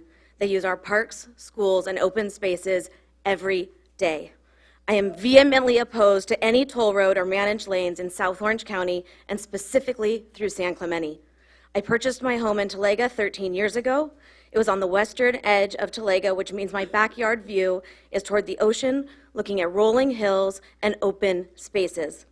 I have observed wildlife in my yard, from roadrunners to hawks, rabbits to snakes, deers and coyote. We are not the only living creatures using this open space. The new La Plata extension is literally my backyard view. You're welcome to come stand at my fence. I lived through the years of dirt, noise, and construction of that road. I can tell you it is underutilized at this time. However, it is a fine alternative to the 5 freeway for going to and from San Clemente and interior areas such as Rancho Mission Viejo, Ladera Ranch, and it is a quick way to connect to the existing terminus of the toll road at Oso Parkway via Antonio Parkway. Managed lanes are also an unnecessary and costly addition to the 5 freeway in South Orange County that will use eminent domain to destroy many businesses and buildings. Construction was recently completed on widening the freeway and the bridge at Pico, as well as extending the carpool lanes.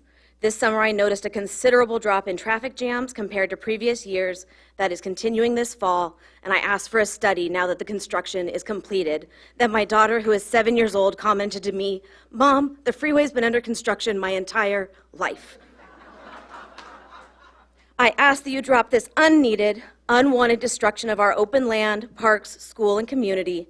No toll road through South Orange County, not now, not ever. No means no. Thank you. Zoila?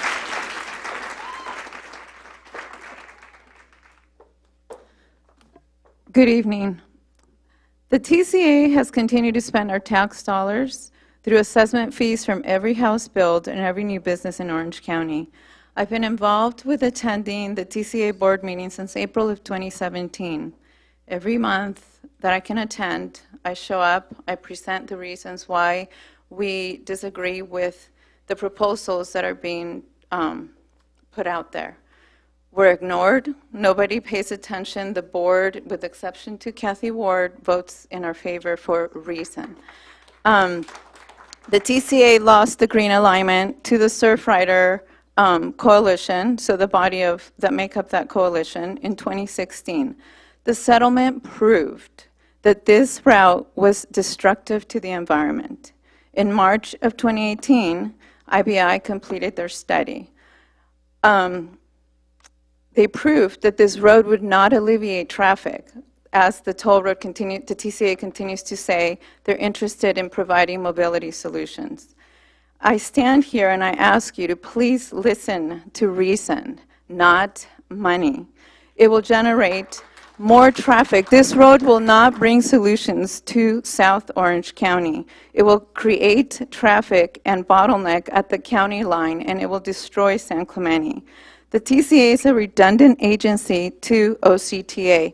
We no longer need them in Orange County because they have not built a single thing since 1996. The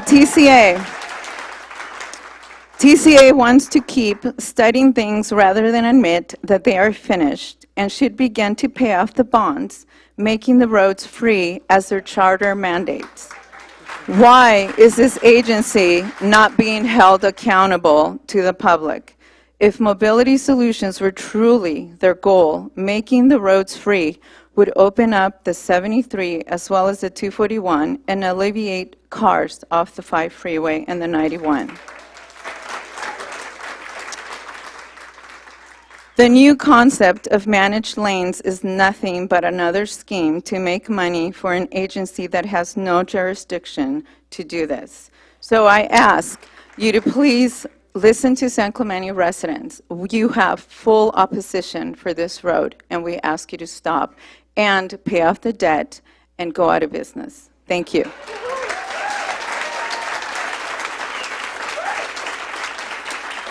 Okay. Stacy Tran, followed by Bev Conrad, Linda Thomas, Pete Van Nuys, Michelle Schumacher. Okay, so I'm Stacy Tran, and I'm a resident of San Clemente, and I just want us to all think back of why do we even live here? It's like a gem in Orange County. I used to live in Garden Grove, Cypress, Huntington Beach, Irvine, San Juan Capistrano, but 6 years ago, I was like, I want to live here. If there was a toll road here, or I knew there was construction of a toll road, do you think I would have moved here? Absolutely not. I own a house with my mom in Irvine, and at least the TCA was above board and showed this is where a toll road is going, and we have a house that is right up against the 261. But we bought that house knowing there's a toll road. How in the world, I mean, it's just unbelievable to even think. And when people told me that I thought it was a joke, to be honest with you. I thought there's no possible way that we're going to have a toll road through all these mandated open space areas that the city of San Clemente has spent decades trying to preserve. And then TCA is just going to walk in here and decide to build this huge toll road for what reason? For what reason at all? There's zero reason. Well, I mean, of course that's the reason, but I'm saying what reason for the residents? I mean, it's just horrible. And just, I really, we shouldn't even be having this conversation about a toll road. Should just be done. Thank you. Bev Conrad. My name's Beverly Conrad. I've lived in San Clemente for 40 years. I was born in Santa Ana. 4 generations of my family are from Orange County. I'm going to get booed, but go ahead and boo me. I worked for the toll road for 16 years. I'm loyal to them, and I've seen all the changes since when I remember coming down here when I was 12 years old. There was only a 2-lane road, and it's going to happen. Probably not in my lifetime, but like it took 30 years to complete the 55 from Santa Ana to Newport Beach, but they finally built the road, and that's improved a lot for traffic up there. So that's my view on the thing. So Thank you. I want the toll road to finish what they started to do 30. How many years ago? Come on, come on, come on. I do. Come on, come on. Okay. You usually have opinions. Linda Thomas.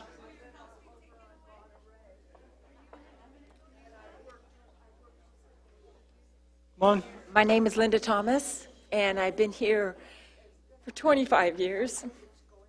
And before that, grew up in Orange County.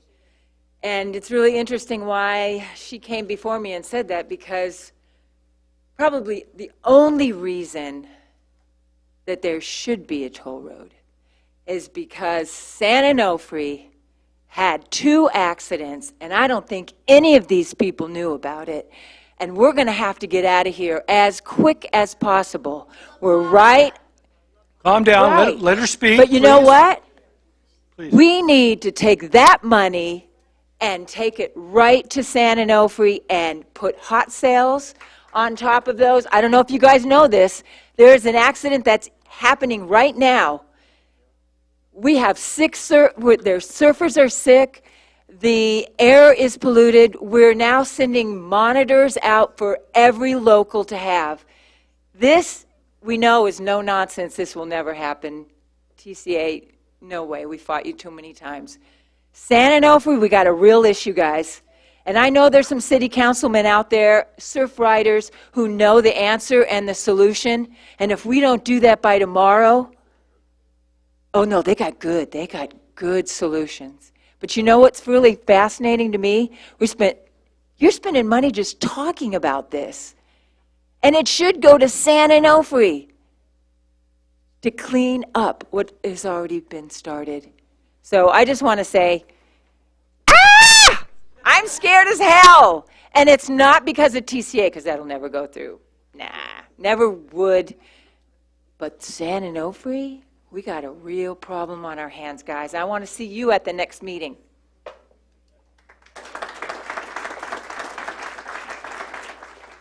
Pete Van Nuys. Good evening, gentlemen. It takes real stones for some of you to show up tonight. I'm going to try to be positive. I know I have to ask a couple of questions that may prove useful. But to be honest with you, you need to know where I'm coming from. 10 years ago, I started a website called Abolish TCA. I did that because I watched the financial failure of the 73. And it occurred to me that tollways surrounded by a network of freeways was a stupid idea. So tonight I'd like to know, well, TCA is a one-trick pony. You do toll roads. That's what you were created to do. Transportation corridors is the euphemism. You were intended to be a one-trick pony from the very beginning. That's your inception. OCTA, on the other hand, is a multifaceted agency. They have a lot of arrows in their quiver, or tools in their toolbox, as the bureaucrats like to say. We can trust OCTA. They've put Measure M on the ballot twice. They've collected tax money, and they've followed through on the projects they said they were going to do.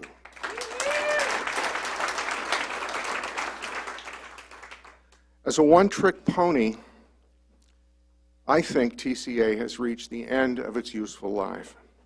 So here are my questions. What do you do that OCTA and Caltrans, working together, can't do better? Why do you think TCA deserves to live one more day?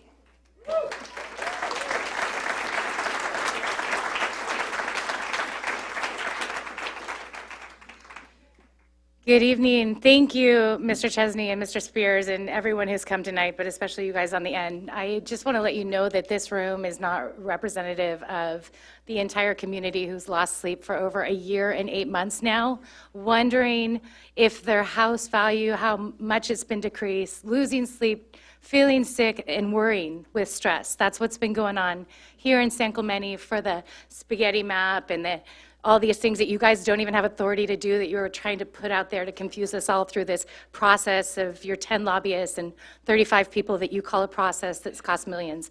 But let's just get down to brass tacks. This is a JPA agreement, okay? With the city of San Clemente as one of the members. The other cities were a party to this. No city would have signed up to be in this JPA agreement if they were going to come back and be destroyed 30 years after you couldn't get the only thing done that you had 30 years to do. So that is just wrong. It is wrong that you come here with that premise that you can destroy someone that you had an agreement to do one thing.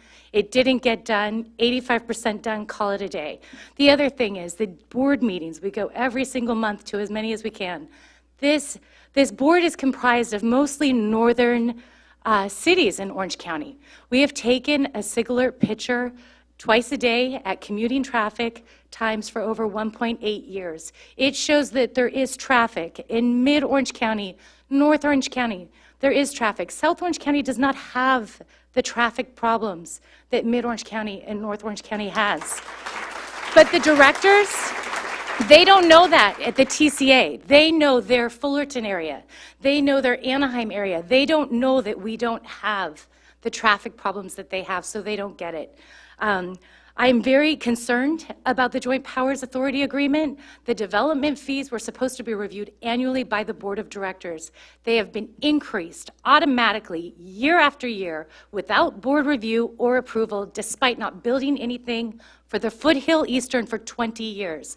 Let's take a look at what that costs a resident. 11 years ago, we purchased our home, paid $5,173 in a development fee. Over a 30-year mortgage, that's $16,000 to $20,000, depending on the interest rate that my family will pay for the Foothill Eastern toll road to that development fee. Clean up your act, abolish the TCA. We have Caltrans, we have OCTA, who is honest and gets the job done. We're tired of the consultants that you guys are hiring that run the TCA. We're tired of the harassment from them. You know, there's a firm that actually took the domain name No 241 extension that the TCA hired. They are getting paid like $1.8 million contracts. And it's just 4 lobbyists call the shots at the TCA. It was almost went bankrupt in 2008. I fear that that'll happen again soon. We already did the bailout. We don't want to do it anymore. Thanks. Thank you. We have two more speakers, Laura Smith and Louise Herbert. Laura Smith, Louise Herbert. That's it.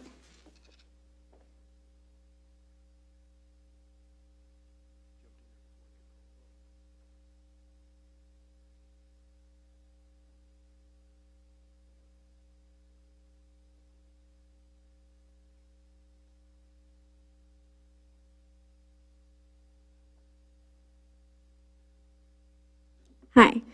Reading the PSR, I saw that The funding was expected to be provided through a combination of developmental impact fees, toll revenue bond fund, but in addition, potential federal, state, and local funding sources. So this study that you sent to the Caltrans, I believe, is a waste of taxpayer money because these extensions have already proven to be not needed by our IBI study and denied by government agencies such as the water boards. And Los Patrones was approved as a free arterial road by the water boards. As a free road, it does increase mobility, not as a toll road. I don't know why the TCA would be reimbursing RMB for construction if it is to remain a free road. It makes you wonder. And we found out that the TCA was going to be reimbursing because we've been going around telling people that other councils that the TCA hasn't built any roads in 20 years, and yet they came back and said, yes, we are reimbursing for Los Patrones. So also these routes have managed lanes on the 5 freeway, something I believe the TCA has not been authorized to do so as part of their JPA agreement. And let's not forget, as stated in the letter that OCTA wrote to Mr. Craman, that they already have a $5.9 billion plan to improve all the major freeways and ease congestion. One project is the I-5 from the SR 73 to El Toro Road. It will have one additional general purpose lane from the 73 to Alicia and one HOV lane from Alicia to El Toro. This will help to relieve traffic from the point where it backs up at Oso Parkway. And that's real mobility. Having the carpool lane continue to Avenida Pico has really opened up the flow of traffic in our town of San Clemente. Additional project when needed is to add one HOV lane from Pico to County Line, just like you were talking about earlier tonight. And we do not want TCA to change this lane into HOT lanes, and that's going to back up traffic, just like it has at the 91 freeway. And we do not want the TCA to take away these lanes and have the same mess. So we would ask the TCA not to submit this report and just to stop it, all for their benefit, and to keep our mobility solutions going just for their profit, and to keep, like I said, our mobility solutions as they are. Thank you.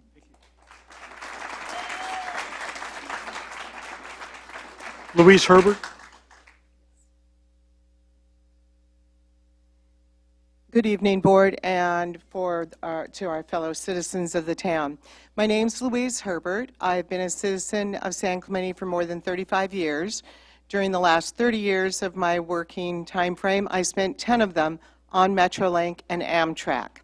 It is a very underused system, and part of the problem is encouraging people who do commute daily to get out of their cars and onto the trains. That's a social problem, and it needs to be taught to people how to use public transportation. Secondly, Mike Levin, who is a candidate running for the 49th District for Congress, was not able to be here, and I have been asked to read a statement for Mike Levin. It is opposing the toll road extension through South Orange County. My family and I are longtime residents of South Orange County, and I have been against the toll road extension since the idea was first announced. I have personally taken time to speak in front of the TCA board, where I expressed my opposition to the extension. As I told the TCA board, I do not believe that we need to mitigate traffic in this area, but I do not support any of the proposals that the toll road extension has proposed to this date. The extension would encroach on existing communities, schools, and on protected open space. I think it's really important that we come up with other creative solutions, particularly an expansion of public transit or perhaps arterial roads that can also help to alleviate traffic. I also want to make sure that we remain environmentally responsible and don't impose too much harm to our local neighbors. On the other hand, my opponent has been a vocal advocate for the toll road extension since her time as mayor of Dana Point in 2007. We need a member of Congress who can find transportation solutions to reduce commute times and protect our environment, and not just rubber stamp a toll road through South Orange County. I look forward to working with the community leaders to address local transportation needs without causing unnecessary harm to our communities. Thank you.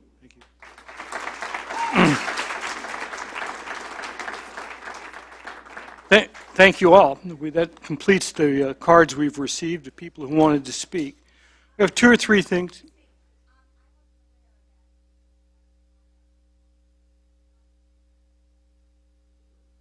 We need the cards so we can respond to you too in writing. I think we have a system set up to deal with exactly that issue. We can take you into a side room, ask you, film your comments, make sure that they're available, and to make sure that the public sees them. And we also wanted to, if we also want to invite you out to the next council meeting, we're going to have an expanded first public comment section in the next council meeting, designed particularly for those who didn't have the opportunity to speak tonight, or maybe thought of something later. Yeah, it's a similar procedure. So there'll be an opportunity given. We do ask that anybody who can, please provide those comments in the room next door. We also do have a little bit of some questions as well as some closing comments from the board here. So we'll do that. And then I think many members of this panel will stay after, so you can do some Q&A as well for those that are interested. That's right on the money. There are 2 or 3 things. Mike, if you could help us. A lot of the issues that people raised, is this the right time to bring some of those questions up? Some of the questions on the environmental impacts, some of them on who owns property, how that works, and where that fits overall into what you're trying to do. Could you? So in terms of, if I understand this correctly, in terms of environmental impacts, we have not even started the environmental impact report. This PSR PDS is actually the first step into initiating a formal CEQA NEPA process, a state and federal process. And so we anticipate starting the environmental document process in the first quarter of 2019. And so when we do that, there are probably a couple dozen studies, technical studies, that have to be done, which includes right-of-way impacts, air quality, noise, all the different technical studies that are mandated by state law. We have to do those. And Caltrans and Federal Highways are the jurisdictional agencies that review those. And so, again, we haven't even started those.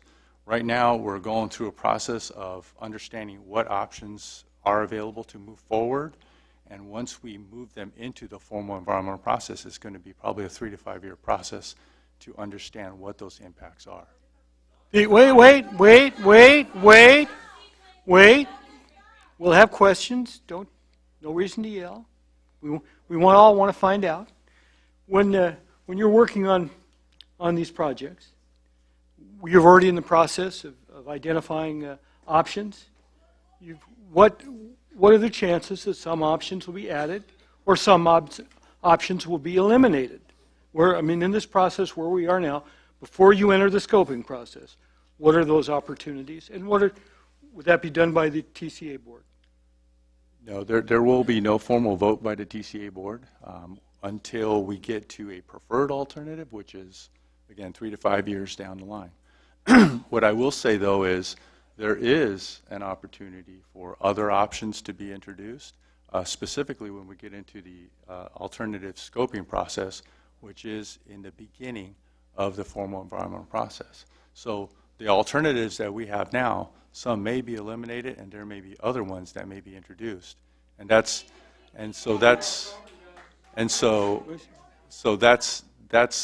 what allows us to look at other alternatives. And we don't decide this process. This is a prescriptive, regimented way that we are mandated to do by state law, as with any other transportation agency.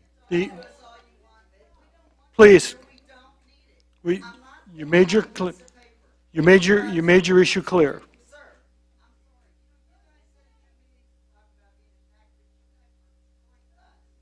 Thank you. So let's back up a little bit. So you're throwing you guys. Okay, all right. All right. So but here's the thing. TCA came tonight. They spoke their piece. We spoke our piece, and we're grateful for that. It is important that each of you take time in this meeting to formally register your comments, not yelling here because it's not going to be formally registered. Going in there, sitting on video, and stating your opinions so that the lawmakers in Sacramento, the TCA board, and everybody along this process can formally hear your voice. Yelling at these guys, frankly, isn't going to move the ball forward, although it feels super good. The way we move the ball forward is putting our name and putting our comments on the record, right? And in a methodical and sometimes emotional ways so that all of the board members, all of the staff can hear these complaints and it can be part of the record. It's all aggregated. It's all part of that. So I plead with you to stay and use the resources that we've set up tonight in that way. That's really what the ask is, if I could make that.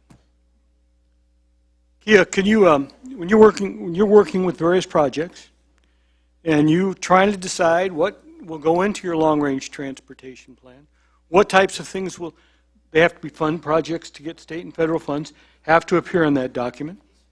Will that move forward? Would something like the IBI study be influential in making that decision?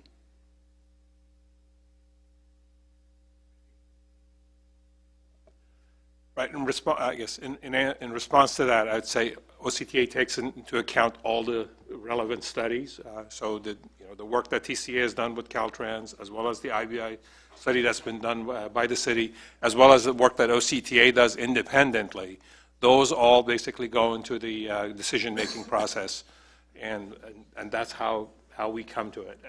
But I say the most important thing is also, as part of that, is taking basically account of where the community and the stakeholders are with respect to the project. And we are very sensitive to that because we don't want to include projects that eventually will not move forward, because that I think it does not help our broader plan in general. Thank you. Mike, can you help us wrap up? Give us 3 minutes of summary of where you think the TCAs are. Yeah. Thank you, Stan. I'd like to make one point very clear, and that's that no decision has been made on how we'll move forward. There are options on the table, one of which is actually to do nothing. And TCA is a sponsoring agency for this project, and it's similar to other sponsoring agencies on other major transportation projects. And we're mandated by law to look at a variety of alternatives. And so this is no different to our previous environmental document that we did in 2005, when we had to look at a variety of alternatives, including lanes on I-5. So this time, what we chose to do was bring it out up front and gather ideas up front from the public. And so we try to do this in a public and open process. The position of TCA is not to decide on an outcome prior to environmental reviews being conducted.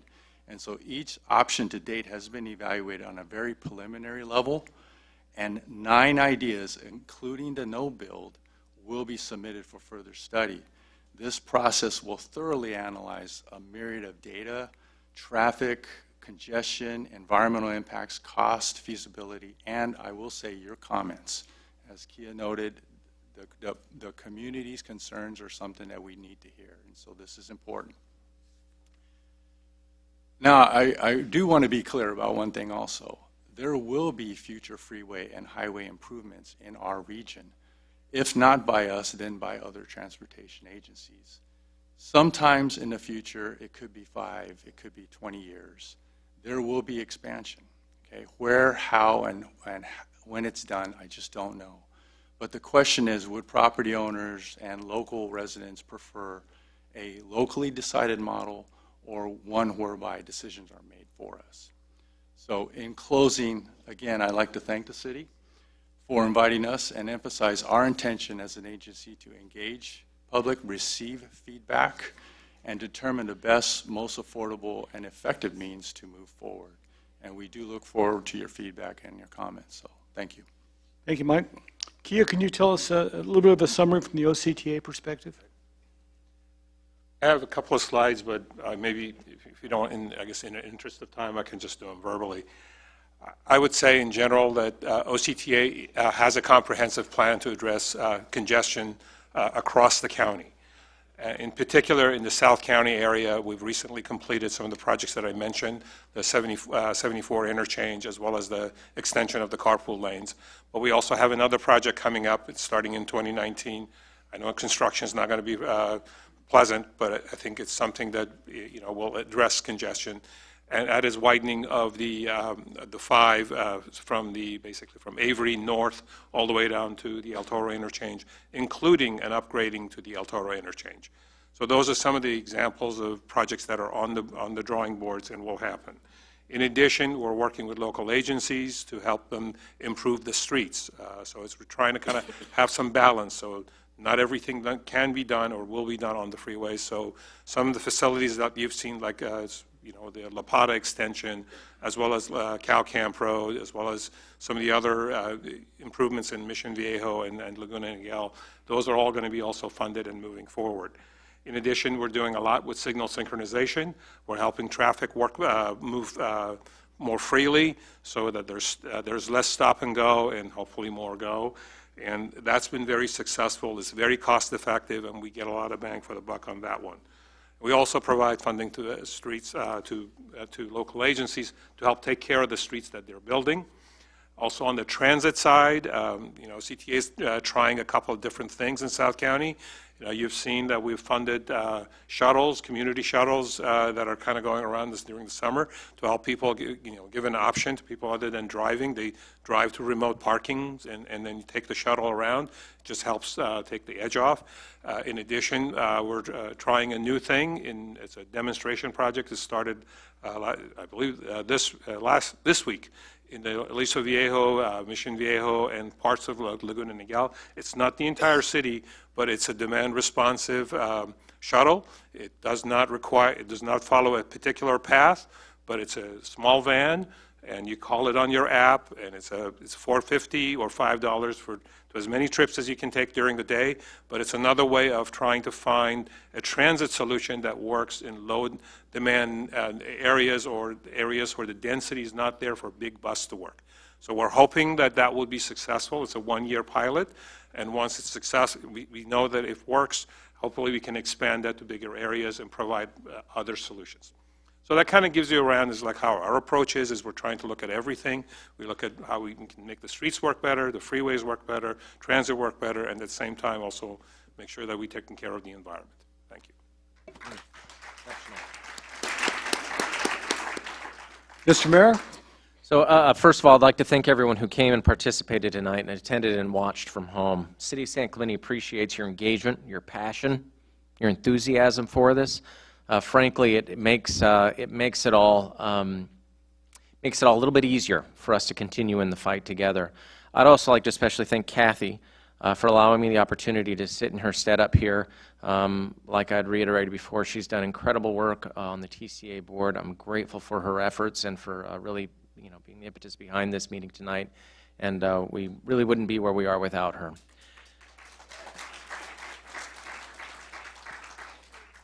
I think it's important to reiterate one thing, and that is that not a single public study has shown the need for north-south toll roads or managed lanes in South Orange County. In fact, all studies that have been released show the opposite. We believe that we don't need to spend billions on toll roads that will not actually fix our regional traffic problems. I would encourage those of you who are watching from home, if you could do a favor. I know we've got a little camera system set up here, but we all have these wonderful things called smartphones. This is incredible technology. And you can video yourself making a comment about the toll road, sharing your opinion on where we are, what we stand, what the developments are next, and you can email that to the same email address, which is going to come up right now. Let's see how good our, boom, just like that. It's almost like I planned it. You can email that video to that email address, and that counts. That's a good thing to happen. And so for those of you maybe watching from home, those of you who have friends please get that information submitted. The more, the merrier, literally. because these comments will help provide a record that we can use to support community opposition to these toll roads. I encourage everyone to send in the comments, and the only way to really help change things is for us to be united in voice and to be really strong on this item. I'm grateful to the other members of council who have shown that strength. I'm grateful to our community leaders, the city leaders, and most importantly, I'm grateful to residents which have spoken up on this matter, shown up tonight, and be unanimous, almost unanimous, in their opposition, to this toll road. I believe it is in some ways an existential threat to our community, and I think it should be opposed. And I'm grateful for all those who came tonight. Thank you again. Thank you. Thank you. Good night. I think it's about the 7th inning, so we'll see. And thanks to Stan for doing a great moderator work. Got through.